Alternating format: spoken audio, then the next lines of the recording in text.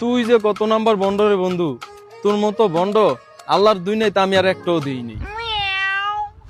Class 8 থাকতে লামিয়া নামের এক মায়ের লগে ফ্যাম করতি, বাইক গিয়া কি কইছ যে মা এই মায়ের না পাইলে আমি মরিয়া যামু, এই মায়ের না পাইলে আমি বিষ খামু, জীবনে বিয়া যদি করি হেলে এই মাইয়ারই করমু। কয়দিন পর হে মায়ের কাছে বিয়ে হইয়া তুই কেললি আবার 9-এর একটা সিরির লগে ফ্যাম করা শুরু করলি।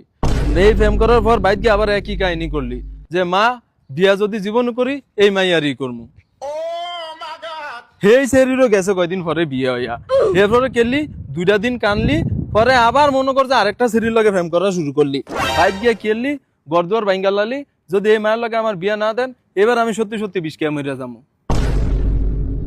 হারামজাদা, তোর কপালে জোতার বাড়ি।